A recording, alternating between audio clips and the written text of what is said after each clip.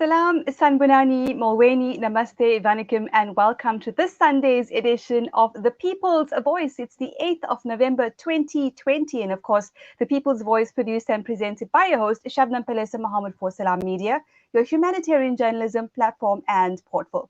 We're broadcasting live from eThekwini, Durban, KZN, South Africa. Welcome to the show. And our topic tonight, what is the role of women activists in politics and global solidarity? We're going to be in conversation with Mary Scully and Shabnam Mayet. But before I introduce our brilliant guests, let me help you tune into a robust and critical conversation tonight so you can comment, ask our guests questions, and share your ideas. Here's how you get connected. You can join us in one of about 10 different ways. You can watch Salaamedia's Facebook, YouTube, Twitter, or Instagram. You can listen live via the Salaamedia website or the SoundCloud website. Just look for Salaamedia. And of course, the Salaamedia or TuneIn app, and all free-to-air decoders. Before we begin, I'm going to start a watch party, a lovely little bit of technology that Facebook offers us. So what we'll do is we'll go to the video that's just started on the Salaamedia Facebook page, and we will click on share, start watch party. And by doing this, everyone who's on your profile will be able to join the conversation today. And that's what we're here for that kind of interactivity. Absolutely brilliant. We've got that going. So if you can start a watch party, I'd urge you to do so you can enjoy and interact with this conversation with two brilliant women. So I'm going to ask Sadiq to bring Mary Scully and Shabnam Mayet into studio so that I can introduce these amazing women.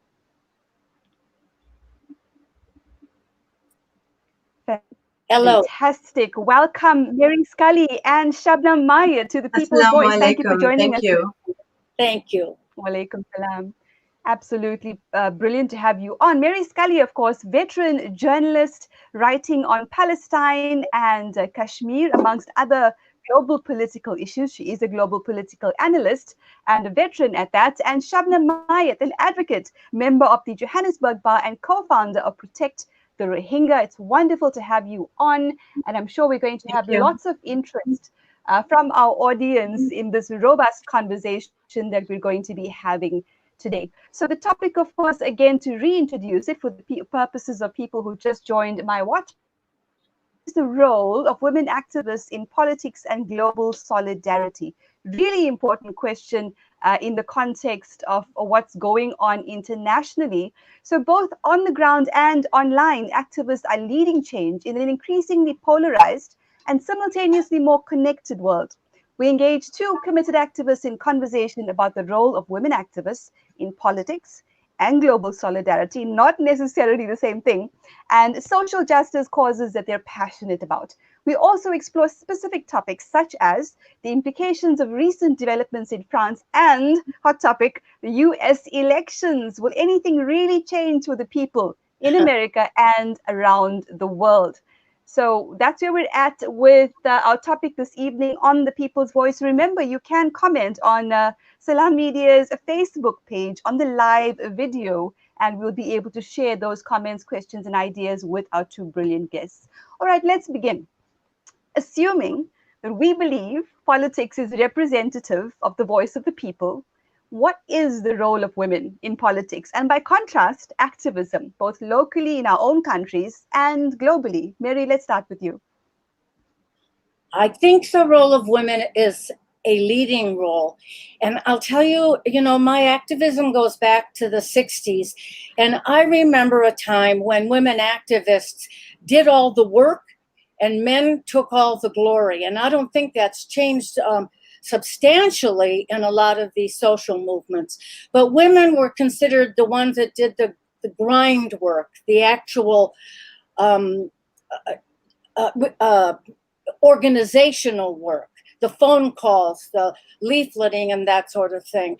And the men were the ones who stood up, and then, and by the way, that still prevails here, where I have seen where men won't do a thing to build a Palestinian solidarity thing, but then they insist on chairing the rallies and that sort of thing. So I think what's changed most importantly in the last few decades, is that women no longer accept that. Women, they don't want to be the celebrity or the star of the show.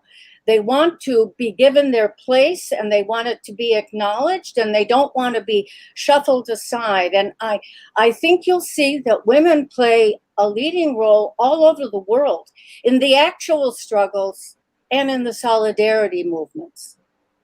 They play a leading. Kashmiri women are indispensable. Rohingya women, Palestine, these are indispensable. Couldn't have these movements without them.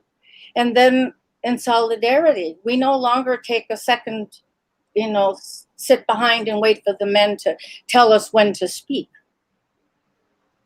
Absolutely, and we're all the better for it. Shabnam Mayet, assuming we believe politics is representative of the voice of the people, what is the role of women in politics and, by contrast, activism, both locally in our country and around the world?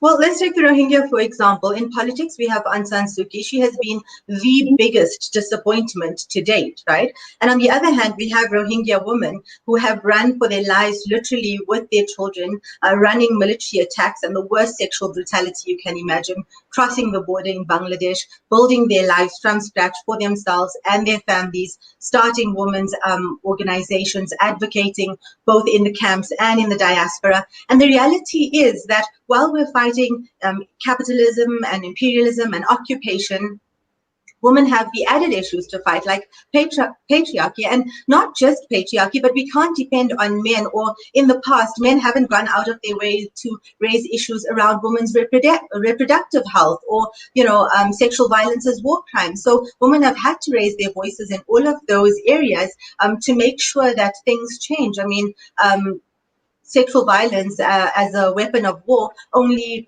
was recognized in the 2000s. And that was from years and years of work and advocacy by women. And of course, when women's bodies are the war zones and an extended part of the war zones, then it is women that have to stand up and make that noise. And they have been, and it's nothing new. And I agree with Mary. I mean, historically, women have moved movements and lifted movements on their shoulders, and they continue to do so. Well, we can see why we've got Mary Scully and Shabnam Mayet on the show this evening on this very important topic. Off to a great start. I see lots of people joining us both on the live video and my watch party. Let's move from there. For the benefit of our viewers and listeners, outline for us the similarities and then the differences in the struggles for Palestine, Kashmir, and the Rohingya. Mary, can we start with you? The most obvious thing would be their origins in colonialism.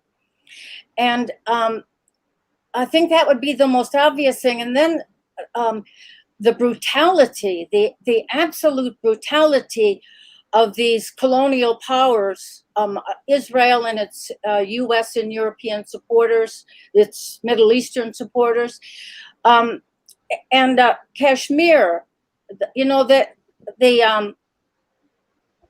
I'm sorry, I lost track of where I was going with this. The similarities of the brutality of the military occupation, the use of incarceration, the targeting of children, specifically targeting of children to not only disable them, but to kill them, because they're a new generation of resistance. So the difference is that in the Rohingya struggle, it has a different character, the Rohingya struggle. I hope Shabnam speaks to that.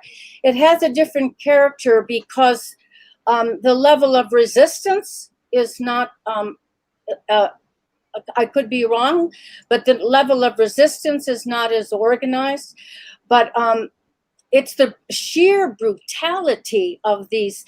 And I think that the reason is, if these liberation struggles are successful, if they actually achieve their full human civil democratic rights, they stand as exemplars to the rest of oppressed and suffering humanity.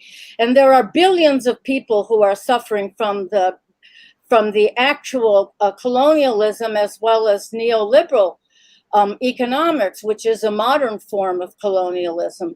So there are billions of people, and the successful struggle of Palestinians, of Kashmiris, of Rohingya, of Uyghur, the successful struggle would be an example, would inspire them to their own struggles. Not that they aren't all, many of them aren't already, but it would inspire the oppressed. So those struggles must be brutally repressed by the capitalist powers, must be brutally repressed, or they will, in fact, upset the whole world's order of things.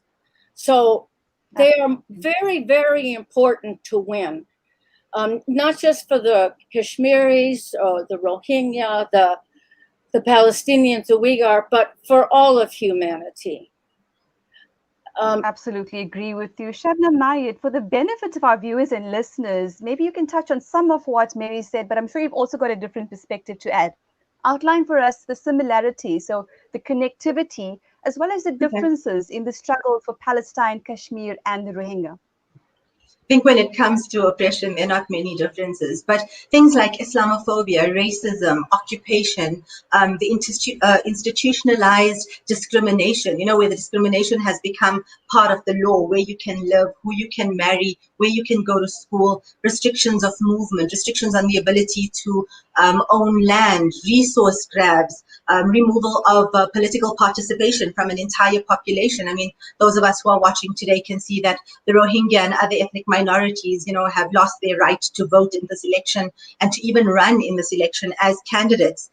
Isolation, internet bans in Kashmir and for the Rohingya, both in Bangladesh and in Rakhine State, torture, extortion.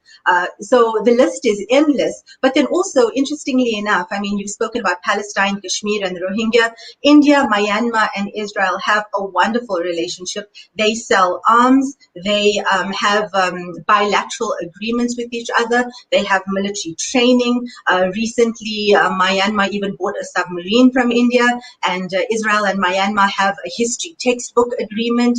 And so the reality is that, genocidal crazy dictatorships stick together. And I suppose this is something that we've seen throughout all of this. And of course, I just want to go back to the ability of Rohingya to respond to state terror. And the reality is that unlike Kashmiris or Palestinians, that since 2012, during the massacres, 120,000 Rohingya are stuck in concentration camp-like conditions. How does one even organize when you're up to your knees in water during the monsoon season, when you are surrounded by military fences, right? And even in Bangladesh hasn't given the Rohingya, an island holiday. They have restricted the internet for a year up until the end of this August. Rohingya are barely allowed to go to, they're not even allowed in Bangladeshi proper schools. They can't go out and seek work. And now Bangladesh is putting wire fencing around the camps, as well as checkpoints and cameras. And I guess military regimes that are occupying forces and that are genocidal regimes basically work from the same textbook. They work from the same textbook. Brilliant answer, Shabnam. Absolutely brilliant. Yeah, I mean, given that context, and we've got a comment here from Gillian Skitter, who says often multinationals fund the sexual violence against women. The DRC is a case in point, destroying villages for resource capture. I mean, that's absolutely on point. You want to comment on that? Sorry, the question again, please? Yes, I'm not certain of the question. It's a comment from Gillian Skitter, and she says often multinationals fund the sexual violence against women. The DRC is a case in point, destroying villages for resource capture. Definitely. I mean, if you look at Rakhine State right now, you will see that most of the 400 Rohingya villages that they've been forced out of have been turned into official buildings. Rakhine and the government are basically farming their lands and taking their resources. And it was like the Rohingya were never there. Given the context of what we've discussed so far, and given the topic of today's conversations, how are activists, in particular women activists, mobilizing on the ground and online for these causes, firstly? And secondly, how do we as global allies stand in solidarity? Can you begin, Shabnam? Okay, well, All right. I So think that when we Shabnam, we'll go with you first. Sure. So I think that activists are organizing in amazing ways, whether it has to do with fundraising, education, art, building movements. The reality is that someone I was speaking to today said to me, oppression is not dictated by trends. And so the reality is across the world, whether it's, for freedom to farm, seeds for themselves that they have chosen, or whether it is against sexual violence, women are building movements and finding really exciting and interesting ways to raise awareness. But also the responsibility is on us, because activists and activism is not a concept out there. It's something that we can all be part of and should be part of. And so whether we're looking at what we do with our income on a daily, on a monthly basis, or whether we're looking at how to raise awareness or to use our political power, there's so many avenues that we have, and we should really try our best to use all of this to raise awareness, and if we can, obviously, to fund these movements. Brilliant. Couldn't agree more. Mary, I'm going to repeat that question. There seems to be perhaps a slight audio delay, but the question is, how are activists, in particular women activists, mobilizing on the ground and online for Kashmir, Palestine, and for the Rohingya? And secondly, how do we as global allies support them? Let me just focus a little bit on the Kashmiri struggle and the role of Kashmiri women, both women inside Kashmir and women living in diaspora, and then the role of women in the solidarity movements. I think one of the best things about the Kashmiri struggle is that it completely, because of the role of women, completely negates all of the Islamophobic hatred and prejudice against women as being in need of liberation. They're so oppressed by the veil, they're oppressed by Islam, they're oppressed by their dominating men. It completely negates that, because you have, in Kashmir, you have photojournalists like Masrat Zara. You have activists who follows these military operations in danger to her own life. You have the activist, the feminists who write about rape as a S.R. Batul is one, who write about rape as a weapon of war, who do investigations. There are women who do investigation on these investigative teams for investigating forced disappearance. You have Parvina Ahangar, who lead the opposition to demand an accounting for the forcibly disappeared. You have mothers. If you just Google, there are thousands of pictures of women, of Kashmiri women protesting. They've long been protesting, including as stone pelters, I might add. They play a leading role in the liberation movement, and it's an unmistakable role. You'd have to be blind as a bat not to see the role that Kashmiri women play. And then Kashmiri women in diaspora, like Athar Zia and Humadar and Natasha Cole, those women and many others played a leading role in organizing solidarity in general, and in particular during the lockdown, the telecommunications blackout of 2019. They played a central role. There were other less well-known activists, but women activists they're on my friends list, that's how I know them, from New Zealand, from Pakistan, from the UK, that played a leading role in organizing these massive protests all over the world. So women have been an unmistakable leading force. And that's also true of the Palestinian struggle, but my focus has been, and it's now true of the Rohingya struggle, but my focus and what I'm most familiar with now is the Kashmiri struggle, where it's unmistakable. But then there are also women who play a leading role in Kashmiri solidarity, like Claire Bidwell from the UK, who is a constant blogger on Twitter, trying to educate and campaign around the Kashmiri struggle.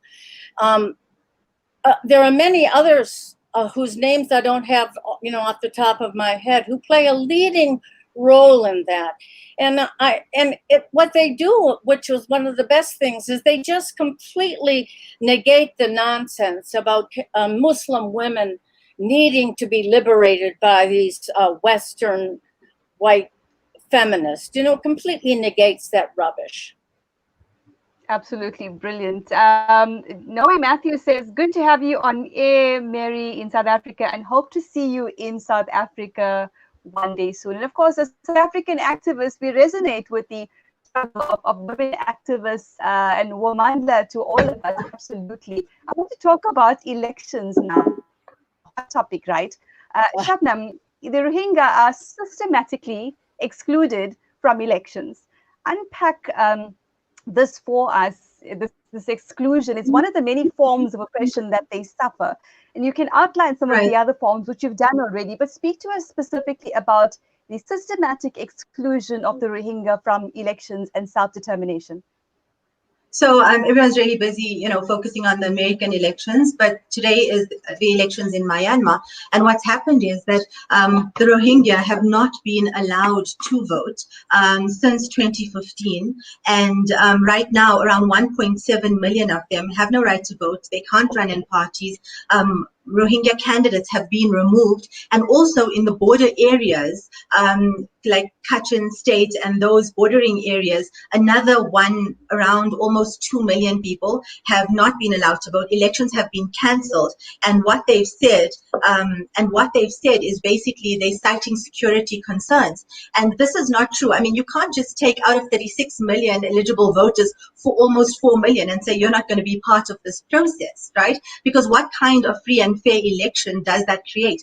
25% of seats still vest in the military, which means that if there's any real change, they can veto it. Aung San Suu Kyi's party is, of course, slated to win because there isn't really another opposition party because you're going to have to vote for military-backed parties. But the reality is that they've done nothing. There are 500 political prisoners currently sitting in Myanmar jails, on the day of the elections. And then the two Reuters journalists, of course, they made it out of prison, but they sat a year. And what they were doing was showing the massacre at Indian of the 10 men, and those soldiers who actually perpetrated the massacre, they were out of prison in a jiffy. So people are watching, and the reality is this electoral process, countries in Europe have funded it, Scandinavian countries have funded apps around the election, but what are you saying? You're giving money for genocide by supporting this election. So, there's not a lot of hope for a genocidal election. If they wanted to, it was easy to go to the camps and say, look, there are 1 million Rohingya here. We want to give you the opportunity to vote. That has not been done. And how will Rohingya return in a safe, dignified, protected manner, when they can't even be part of the political process? Safe, dignified, and protected. Absolutely. Shabnam, do you want to finish your thought? Yeah, and so the reality is, it's all talk, right? Because there's been a lot of talk around freezing assets and of genocide leaders and things like that. But the reality is, the Rohingya are the ones who have to be consulted and be part of their process. And here, your country is having an election, and since 2015, you've not allowed them to be part of the process. So, is it really hopeful that they will return or be even given the right to go back home? Well, we have a saying in South Africa, and it's possibly international, nothing for us without us. And we've got a comment here from Rashida Khan who says, really important discussions. Thanks for highlighting these issues. Yes, often the West think they know what is best for everyone. We're still on the topic of elections. Mary, Kashmiris have consistently called for the right to be independent and hold their own elections and self-determination processes. Unpack this call for us. And specifically, can you highlight who benefits economically, right? Because that's what it's all about, from denying Kashmiris this right of self-determination. I think that India, of course, has the immense resources, rich resources of Kashmir that it wants, particularly now because it's suffering massive economic problems, and it wants to, because of its neoliberal economics, and it wants to solve those problems, massive problems of poverty and economic collapse. They want to solve those problems on the backs of Kashmiris because it's a very has very resource-rich, natural resource-rich country. But I think it's more than just the economic advantage of maintaining Kashmir as a colony. It's a part of India's whole colonial mindset. I don't think it's overcome the heritage of being a colony itself. But it's part of the whole thing that these bigger nations, because it isn't just India, no matter what the rhetoric of Trump or Biden or Macron or any of these European or other politicians, it isn't just the economics of colonialism, it's the politics. You cannot have these liberation struggles winning against colonialism because it undermines, it weakens the whole system. The fact that a people could fight for their freedom, for their independence, and actually win is something that they just can't tolerate. You know, in the Vietnam War, after the Vietnamese really won that war, that is how it happened. That's how it should be formulated. Not that the United States pulled out. The United States was defeated by the Vietnamese. When the Vietnamese won that war, the media in the United States and government politicians were filled with concern about the Vietnam syndrome, the syndrome that was absolute opposition to U.S. intervention overseas. They thought it was a social disease that had to be overcome. But what they're most concerned about is the social disease of people in African countries who are being decimated by neoliberal economics, or people in Mexico or in many of these Latin American countries. What they're concerned about, or even in the United States, the most oppressed communities here, they're concerned that they will be inspired to fight and win also, that they will think see it's possible, like the Vietnamese did. And so they have to, I would say that its political importance weighs heavier than its economic importance as a way for India to solve its economic problems off the back of Kashmiris.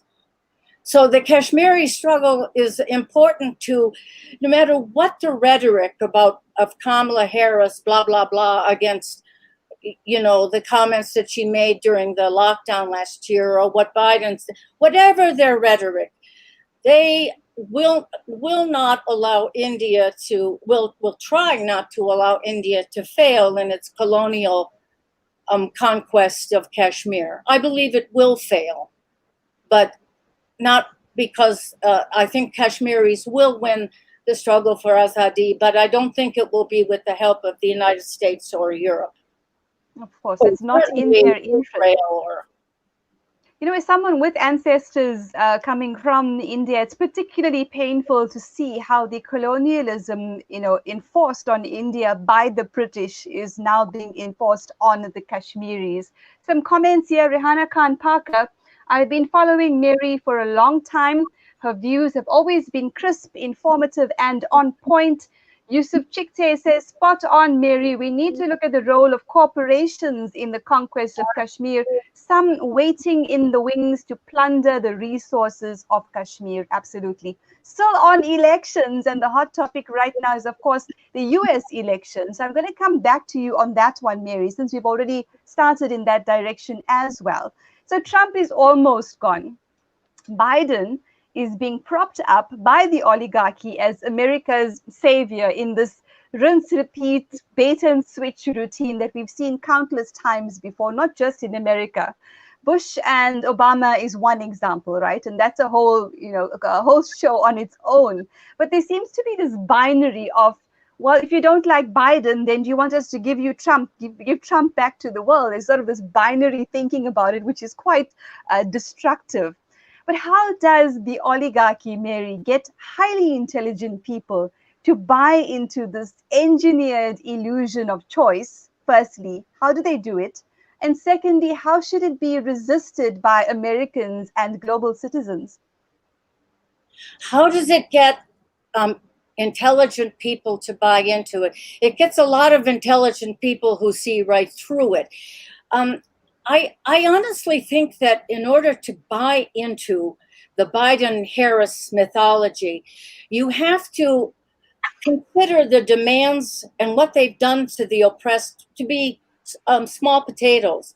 But I am sorry, as a longtime activist for Palestinians and a civil rights activist, I absolutely cannot, it's not that I'm not willing, I cannot turn my back on what they have done.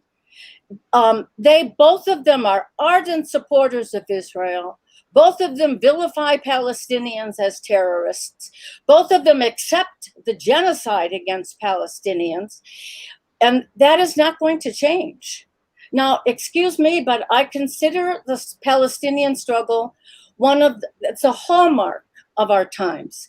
They cannot be allowed to lose because their struggle is so important and they have suffered so much from colonialism. So I will not ever turn my back on what Biden and Harris are willing to do and have done. The other thing is that both of them have played a leading role in the mass incarceration of Black youth in this country. There was, and there continues since the 1980s, actually, a pipeline from the high schools, the shattered, miserable, resegregated high schools, right into the penitentiary for Black kids. I actually wrote about this. I have a great pride that I was one of the first people to call this out in the early 90s, that the violence in the Black community was never from Blacks. And it was portrayed as that in the media as narco-terrorist gangs. It was always violence against Blacks, against Black youth, unarmed Black youth. And Biden played a leading role in formulating the 1994 law, which made it possible to send thousands of Black kids, we're talking kids who now are in their 30s and 40s, send them to jail for minor offenses.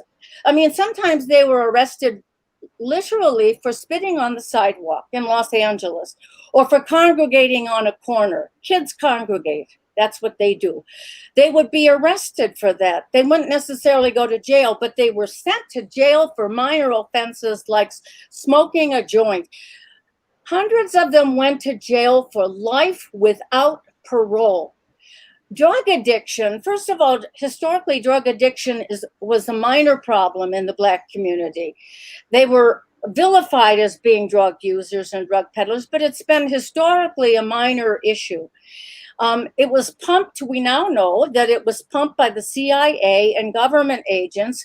These drugs were pumped into the Black community with the specific intention of trying to get these kids hooked on drugs, which is what they're doing now in Kashmir, by the way. There are plenty of Kashmiris who write about that.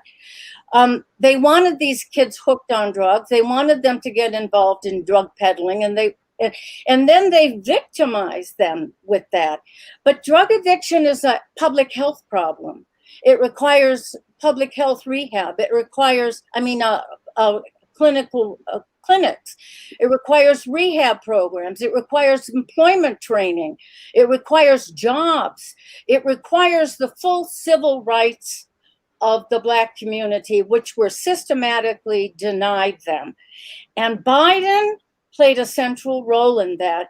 Not only that, but Harris, as the Attorney General of the state of California and as the district attorney in San Francisco, was responsible for sending hundreds of Black kids and adults to jail and then breaking the law in order to make sure they stayed there. So these two people have no affinities with Black Lives Matter, no concern for the lives and the destruction that they've wreaked on the Black community. And I absolutely would have no part of voting for them, or certainly creating the mythology that they are the second coming of Jesus. They are not. They're criminals. They're criminals against the Black community. And that's just for starting. Couldn't agree with you more on that one. I was going to ask you, what is the Black Lives Matter movement reaction to this latest development in establishment politics? But I think you've already outlined that for us. Shabnam, I want to quote mining activist David van Wyck's Facebook post. Sorry, Shabnam, I just wanted to add to what Mary was saying. You know, people in power have never had the interests of the oppressed at heart. So for us to be running around excited about the fact that Kamala Harris is a person of color, it really makes no difference to American foreign policy. Not, you know, the fact that Obama was a person of color didn't stop him raining bombs down on people in the global south. And we have to keep that in mind. Absolutely. I think when we see things like Guantanamo Bay shut down, then we can start to say, okay, maybe we can start to consider you seriously as someone who cares about the rights of human beings. But I mean, Americans themselves are really suffering. Of course, they're in a tough place, right? They've had to get rid of Trump. They've had to get rid of him. That's without a doubt. But then we're faced with this criticism when we say, okay, but Biden and Harris are not the answer. Then people say, well, do you want Trump back? And they get quite upset and heated up about it, because this is the false binary that's being presented to us. You want Trump, you want Biden. What do you want? And it's hugely destructive. And I think activists have a lot of work to do in this regard. But certainly Black Lives Matter is going to play a very strong role in showing us what's behind the curtain. I've been reading articles by Black women talking about the activities and crimes of Biden and Harris. And it's certainly going to be interesting to see how the movement organizes itself. Shabnam, let's quote mining activist David van Wyck's Facebook post. It's a little bit long, but I thought it was so interesting that I want to discuss it with you. And this is what he says. The ruling class in the most powerful capitalist imperialist country on the planet has changed leadership of its executive branch. It reflects a change in global forces of production from fossil fuel economies, so that's Trump's oligarchs, and technology to renewable energy based on lithium and manganese. That's the Elon Musk crowd that have huge factories in China and feared that Trump's xenophobia would jeopardize their investment there. Of course, Elon's also developing rockets to deliver defense missiles, whole other subject. But he continues to say this is the ruling class's response to the global climate crisis. However, it will lead us to another dead end, because the solution to the climate crisis is not technological, it's social. The planet cannot sustain a consumer society predicated on growth, endless growth. Lithium and manganese are minerals, meaning they are finite. And when we run out of them, we're back to square one. And then he talks about renewable energy it's not being sustainable. Mining is not sustainable. It's hugely destructive. So we cannot sustain global inequality, particularly between the overdeveloped North and the exploited South. We've already had imperialism's intervention in Bolivia last year in a smash and grab to plunder that country's lithium. Now, South Africa has 80% of the planet's manganese. What happens if we insist that it belongs to us and that we will manufacture the batteries and steel for which it is a component part, instead of allowing it to be shipped off to North America, Europe, and Asia? Shabnam, what impact does American geopolitics have on Africa, and how should we be organizing? I think when we speak about the extractive industry locally, I mean, Marikana showed us, where the fault lines are drawn and how abusive the industry is, and how capitalism rules and how the miners have been treated. But I don't think America here is the main problem we have to consider. I mean, when we look at Europe, perhaps the starting point should rather be the colonial history, should be redress, should be the way, migrants are being treated as they try to cross for their lives. A lot of those policies began because of intervention in African governments by Western states. And the one thing that I think that we have to be careful about when we're speaking about America is AFRICOM and the expansion. And Nick Tuss has written a lot about this. I mean, the increase in military bases, the increase in military exercises, and the fact that America uses its investments to force the hand of states, whether it's to force the hands of states when it comes to terrorism legislation or to be friends with Israel. I think we have many other things to be afraid of when it comes to American intervention on the African continent and in industry. Yes. Mary, would you like to comment on that question in relation to Africa and how we should be organizing? I'm not sure exactly of the question again. So it's about extractive exploitation and the fact that South Africa has 80% of the planet's manganese. So what impact does America or Western geopolitics have on Africa, and how should we be organizing? Oh, it has a significant impact, mostly through neoliberal economic policies, which it operates not only with the increase of AFRICOM and the military presence on the African continent, but also through the IMF policies. It decimated. I haven't followed it as closely recently, but I used to follow it very carefully. If you go through the countries, especially where the immigration is coming from, where these tens of thousands of refugees are fleeing to Europe, they're not going because they like the climate in Europe better. They're going because the IMF has decimated, eliminated health care for them, increased inequality, increased tyranny, increased the role of tyrannous governments. That's through the IMF, which is primarily the control of the United States and Europe. So I consider it a form of colonialism. If Shabnam, you want to say something about it? I just want to add to what you were saying about people crossing. And the reality is that it's European governments who are paying warlords in Libya to keep the migrants there and allowing slave markets to continue. And so bodies of humans are being sold in these markets, and they are being bombed in their centers, which are supposed to be protecting them, because Europe created the issue, but refuses to be part of the solution. Yes. And then when these I call them refugees, I hardly think they're immigrants, because they're desperate when they try to cross into Europe simply to find employment, because that's been stripped from them by let's call it what it is, imperialism, colonialism. Then the European Union refuses to rescue them, and thousands of them drown in the Mediterranean Sea. What kind of savagery is that kind of thinking? But there's something else, is that the United States and Europe have big plans for Africa, for all of Africa, because really outside of our vision, they've been building AFRICOM and the military presence in Africa. And this is very alarming. They already have militias and the CIA, and they have already all sorts of undercover operatives operating there, dealing with the tyrants. They have all of that already going on in play. But now they're actually rebuilding a military presence in Africa, and because they have plans. And that's why the rebuilding of the anti-war movement is of the essence, the international anti-war movement, because we have great responsibilities ahead of us, and one of them is keeping United States and European troops out of Africa. I mean, it's terrifying to me.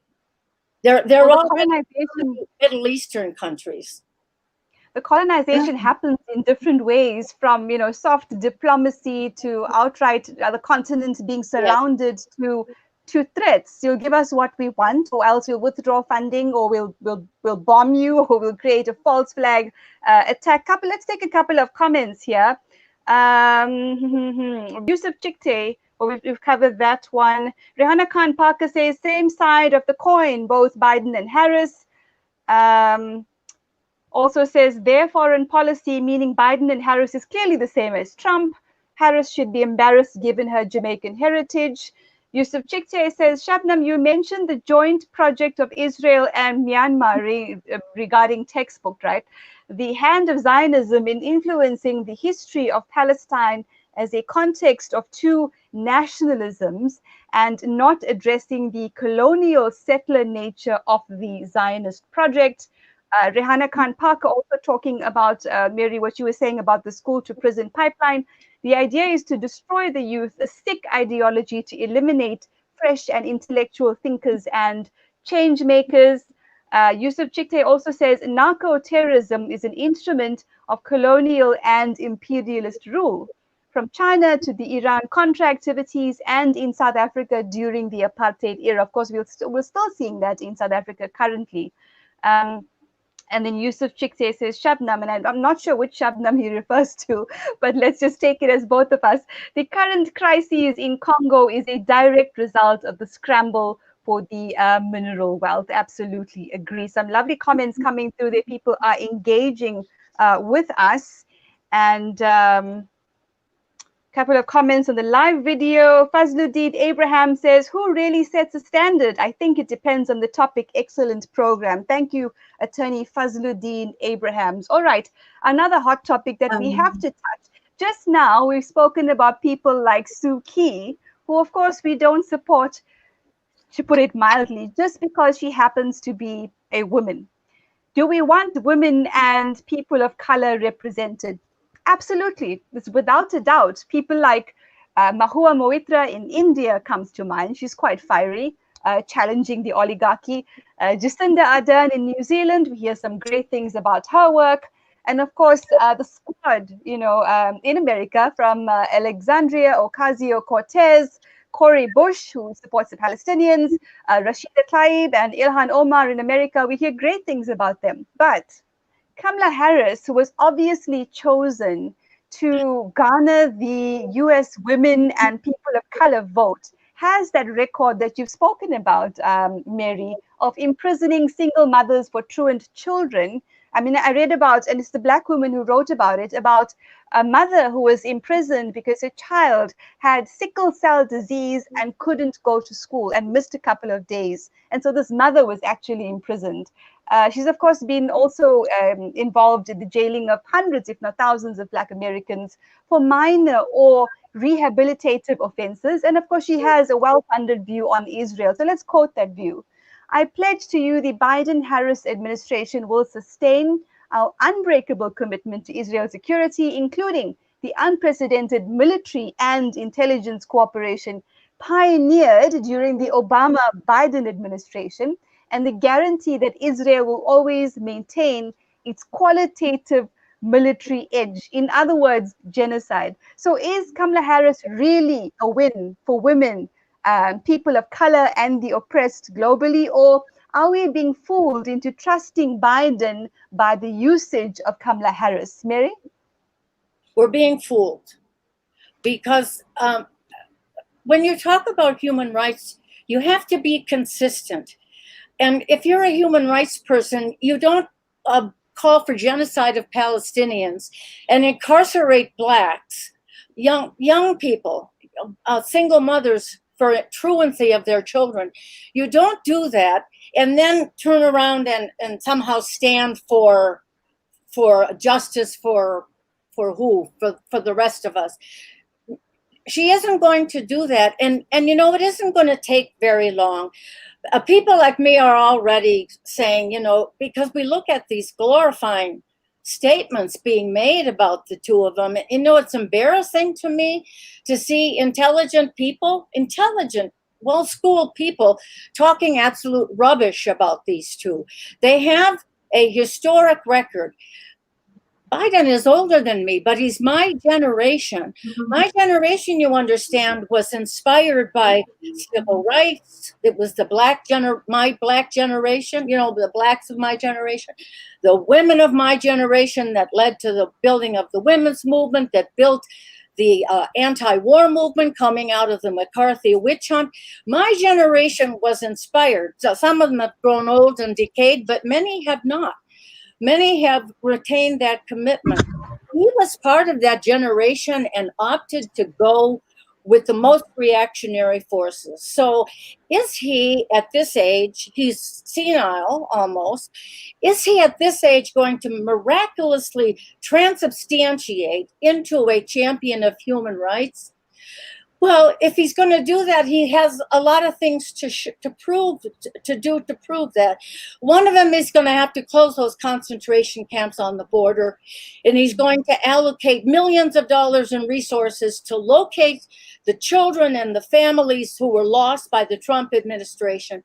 And he will have to make that a priority, and he will have to establish centers to rehabilitate those children from the terrible trauma they've gone through, to give residency papers and to give employment to the adult refugees who were confined. He has to do that. I'm sorry, that is what is required of a human rights person. He has to give amnesty to the thousands of Black prisoners, some of them in their 30s and 40s, who lost the youth. They lost their youth because of him. He has to give amnesty to them and reparations. I'm sorry, that's what's required. He has to hang off any kind of labeling of Palestinians or Kashmiris or Syrians, or has to lay off the labeling of them as terrorists, has to oppose the funding of all U.S. wars, has to end the funding of the genocide against Palestinians, all funding to Israel. He has to do all that. I'm sorry, and Harris has to back up. That is what human rights requires. Not less than that. And he isn't going to do any of that. And some people can say, what do you want? You want perfection? Come on, Mary, be reasonable. He's better than Trump. Well, He's not as inflammatory as Trump. He's not as hateful and deranged, mentally off balance as Trump, although he does appear to have serious dementia. It's true he's not. But he's not a savior, because really American policy is not formulated by individual presidents. Exactly. Trump could not have changed he's a rabid anti-Semite, he's a rabid Islamophobe, but he couldn't have changed policy toward Israel if he wanted to, nor can Biden. That's why independent movements must exist, because they will not change it. They cannot change it, because it's in the interest of American capitalism to keep Israel as a military fortress in the Middle East against the Arab Spring kind of uprisings. They're terrified of the Arab Spring. That showed the tremendous power that is unleashed by the Arabs, who they've always vilified as terrorists and subhumans and incapable of democracy. They're not capable. They don't have the level of humanity that we have. So no, he has too far to go. He's not going to miraculously transubstantiate, nor will Harris. And until they do, we need independent social movements that force this government that hold it back from its wars, that force it to stop this genocide. That's what we need. And you can chase the butts of these politicians if you like, and you can glorify them and talk about how intersectionality now triumphs, but you're delusionary and you're dangerous, because what we need are movements like Black Lives Matter, Palestinian solidarity, Kashmiri solidarity, an anti-war movement, an international anti-war movement that is uncompromising and will not support dictators like Assad. We need an uncompromising, principled anti-war movement. That's what we need, not Biden and Harris. That's what we need. I mean, you've heard Mary Scully say it right here on The People's Voice. Of course, establishment politics we don't believe in, because the funders control the strings, right? No president has the power to make the kind of changes that people demand unless they're given permission to do so, which of course never happens.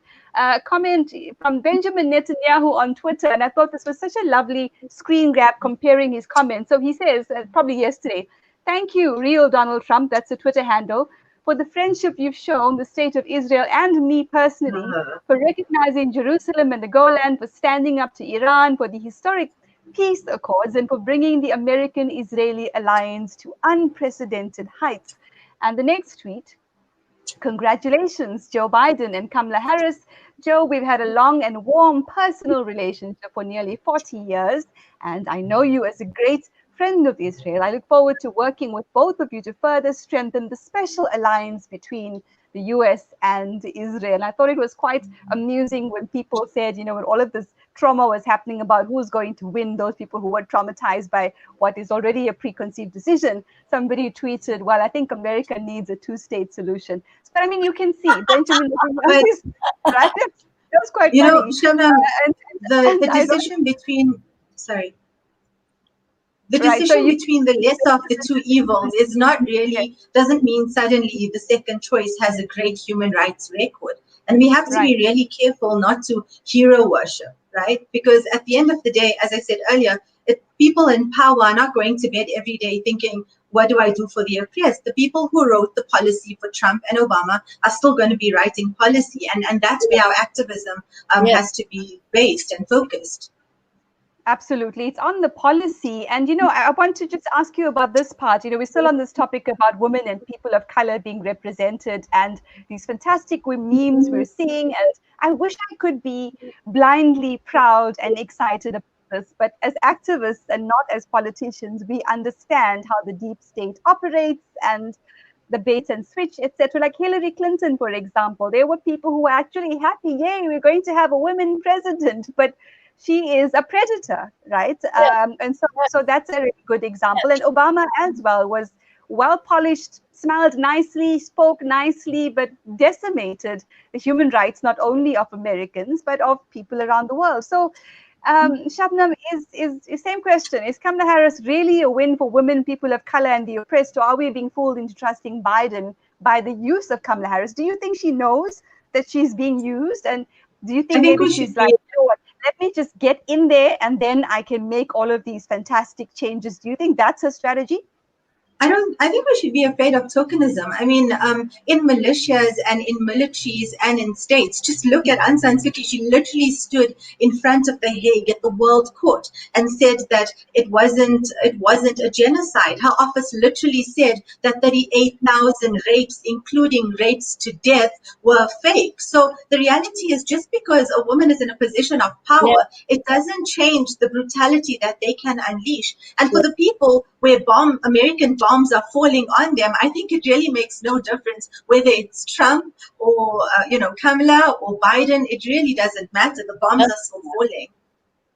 Some bombs are red, some bombs are blue. But do you think it's Kamala's strategy to get in there and then make all of these changes? So she's had to toe the establishment line until this point, and then once she gets in there, she's going to do all these amazing things. Is there a 1% chance of that happening, Shabnam? You know, Aung San Suu Kyi sat under house arrest for a decade, right? More than that. And everyone was so hopeful. But at the end of the day, she came out and said, listen, I'm not a human rights hero. I'm a politician. And at the end of the day, politicians are politicians. And I don't know why we're expecting so much from them.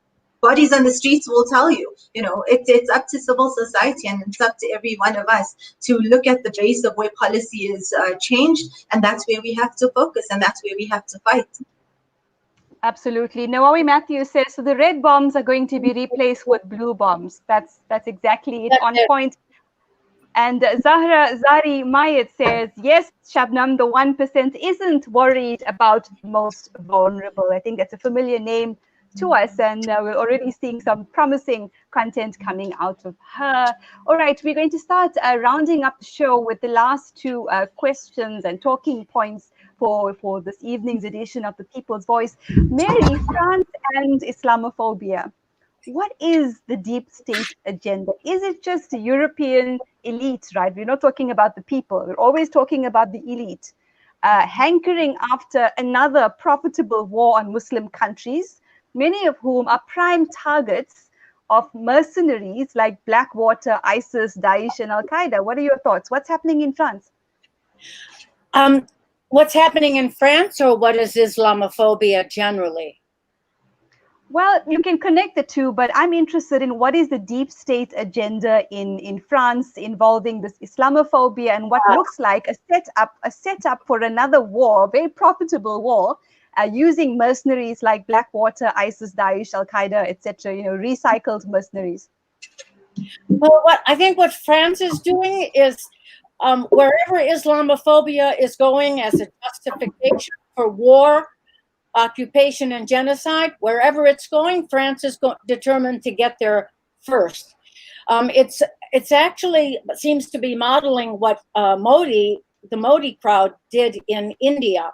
It's the same kind of thing. It's to marginalize, to persecute, to legitimize persecution, and to make being Muslim illegal.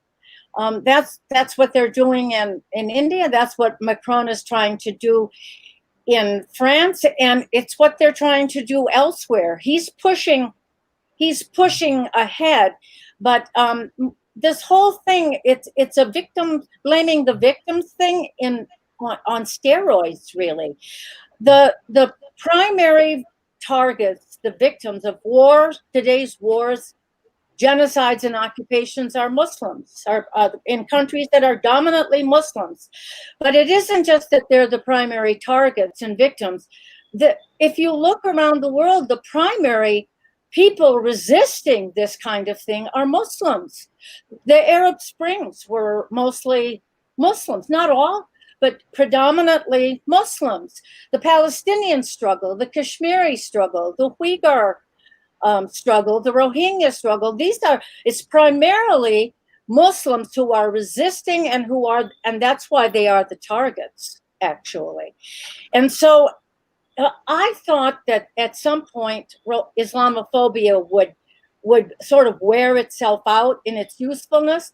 But as we see from Modi, as we see from Macron, as we see from Trump, it's getting new oxygen. It's getting new life. It's getting new energy. And I have a Facebook friend, a Facebook friend, Thamina F., who has written extremely powerful, cogent analyses of the way that this functions.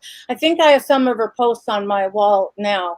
Very, very incisive analysis of Islamophobia and how it functions. The fact that they cry crocodile tears over the death of one non-Muslim, but then when 22 Afghans are probably mostly Muslims are slaughtered by ISIS at a university, you hear barely a peep. Nobody is condemning the slaughter or mourning the death of these 22 Muslims, because their life is considered cheap, irrelevant, unimportant. They have to be portrayed as the perpetrators of terrorism, not as Thamina and as Shabnam just pointed out, the primary victims of terrorism. They're the primary victims in Syria. So it's such a useful weapon that, as Thamina has pointed out, and as I believe she's absolutely right, we need to reject the entire framework of that ideology, everything about it, the whole approach to war, genocide, the whole thing has to be rejected, the whole terrorism thing.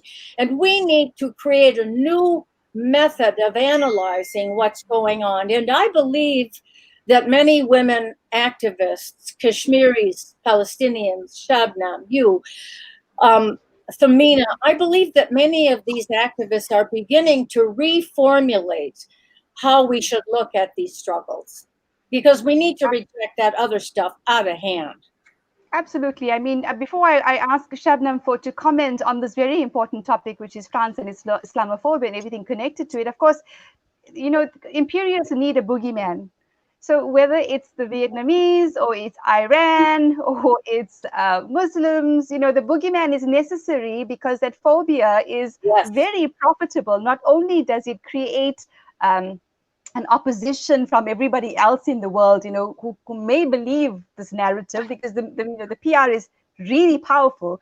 But of course, Islamophobia and other phobias are really profitable, because when there's an incident, very often it reveals itself at the end not to have been a Muslim in the first place, and that's happened in France. Security costs go up, right? The security companies benefit because now suddenly the country needs to buy weapons and security mechanisms and surveillance technology. It's all very profitable. Shabnam, your thoughts on France, Islamophobia, and the deep state agenda?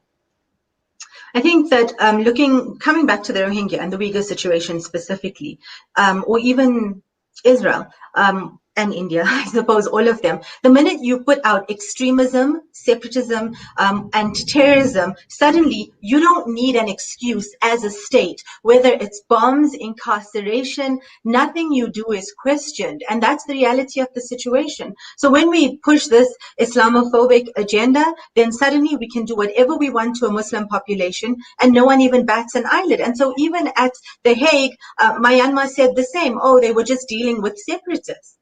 Right? And they said the same about the Uyghur. The reason so many of them have to be incarcerated, they're separatists and terrorists. And so I think it's a catch-all phrase and an easy excuse. And I mean, Mary will probably say in 9/11 the same thing happened, right? Once you have an excuse and it's terrorism, no one asks the question. You can arrest thousands of people and torture them and no one bats an eyelid. Yes. Comment from Zahra Zari Mayet there, criminalizing the most vulnerable. I find it so interesting how a label, you become a terrorist depending on which shade of pale or which shade of brown you are. So you can go and massacre, people at a church, but if you're pale, you're a lone wolf, you're a disturbed attacker, etc. But if you happen to be brown, then of course you're a terrorist. And the media, of course, perpetuates this. Do you want to comment on this, Mary, before we move to the last talking point? I'm not sure of what the question was. I'm sorry. On what Shabnam was saying earlier, do you want to comment on any of it, or the media's propensity? And we know, of course, who owns the media is a very important question. If you're pale, then you're a lone attacker. If you're brown, then you're a terrorist, right?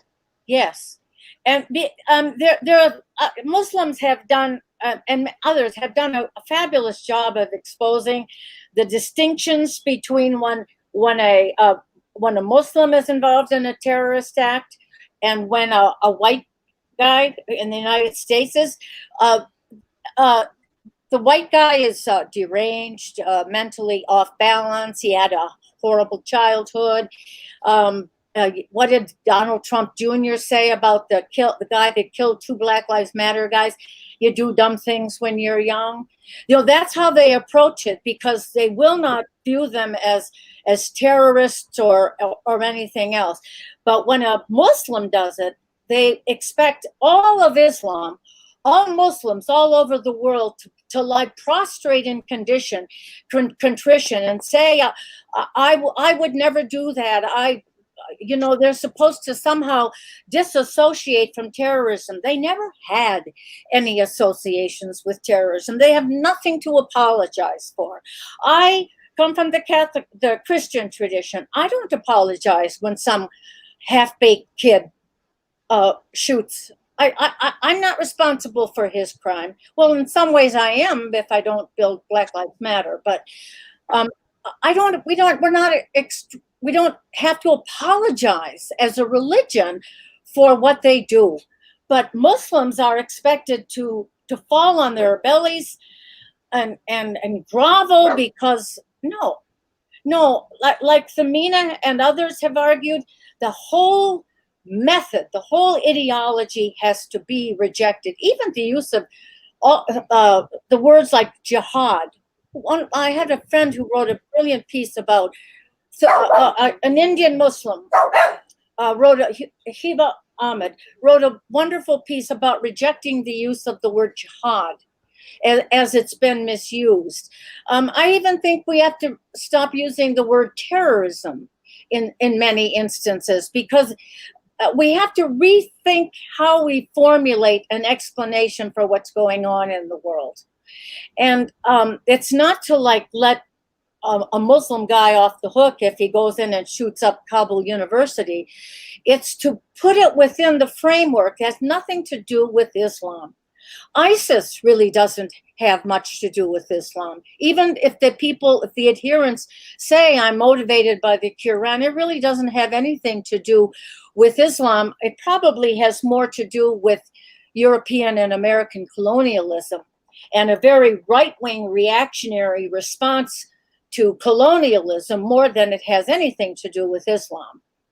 So absolutely, I think we'll wait for France to apologize for the beheadings of the Algerians and for all the state-sponsored terrorism around the world, and then we can continue that discussion about who needs to apologize to who. But of course, terrorism is hugely profitable. The defense budget just exponentially increases when there's an incident, and we know how operations like the CIA happen to operate. Shabnam, our last question here for both of you, but I'll start with Shabnam. Because activists believe in truth, justice, and freedom, your views on countries like Saudi Arabia, the UAE, and Sudan normalizing relations with genocidal dictatorships in the interests of oil, weapons, geopolitical power, all of it. What are your views?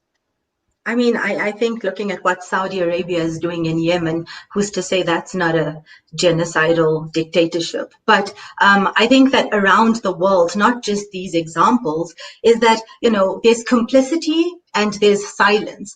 And whether that is countries giving money to Myanmar for their elections or countries doing trade with China and India, the reality is that it's a lot of talk or a lot of silence. And even when we look at the assets frozen for the Myanmar generals, just a handful of them, and some travel bans, the reality is that we have to hit these regimes where it counts, and the place it counts is in their pockets. And so things like BDS deserve our support.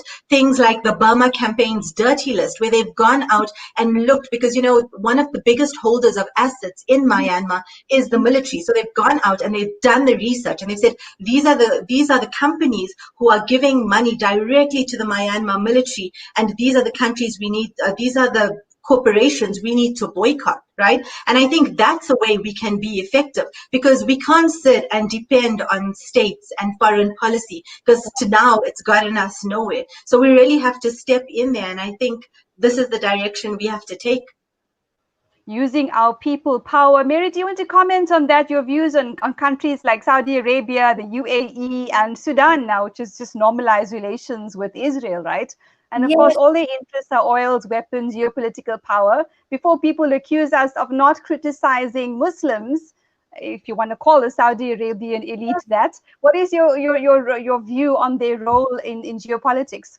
Well, for so long, I think it's abated somewhat, I hope so, but for so long, people would ask activists and media, why don't the Muslim countries, blah, blah, blah, why don't the Muslim countries help the Palestinians? Why don't the Muslim countries?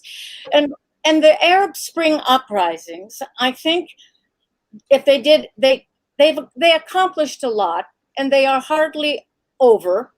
They might have been set back for a moment, for a period in time, but they have not been decisively defeated. Those Arab uprisings expose the terrific fault line between the rulers of a country who use Islam to control and the actual residents of a country who are worshipers, who are sincere Muslims who follow Islam as a religion, have nothing to do with the policies of their regimes. So I think that that in some ways the Sudan, a Muslim country which just had the African uprising, the United Arab Emirates, which needs an uprising, and the Saudi Arabia, I don't think the Saudis, did they normalize? They have normal relations with whatever the policy they have. That these countries normalizing really exposes the fact that the regimes have nothing in common with the oppressed anywhere, no matter what they say, and I would say that includes Erdogan. They have no affinities with the oppressed. They simply use Islam as a cover for their own criminality. But what you listen to are not the the rulers of these countries, but you listen to the participants in these glorious Arab Spring uprisings. What the ideas that they put forward were the most advanced political ideas of our times, and they were put forward by the most courageous people of our times, mostly Muslims.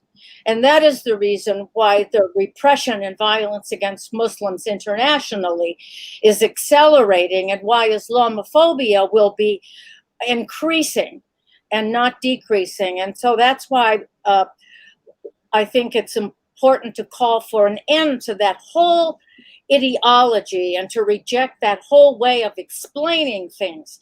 And I think that people like Thamina and others are beginning to reformulate a way of looking at things, of explaining, because honestly, I'm not saying this to patronize.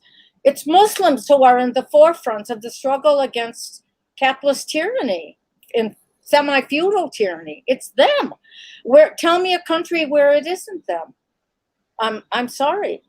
So I don't think Mary Scully has anything to apologize for. Zahra Zari Mayet says, yes, Shabnam Mayet, we have to hit neoliberal capitalism where it hurts. Mary Scully is right. All is not lost. Absolutely. I think that distinction, Mary, you've provided there between the elite and the people of a country is so important to remember, that when we criticize the elite of a country, we're not necessarily criticizing the people of that country. So important, because that can lead to a lot of tension where we actually need to build solidarity. And Shabnam, the point that you raised about people power and about using instruments and agency in terms of BDS, for example, is really powerful to build solidarity around the world.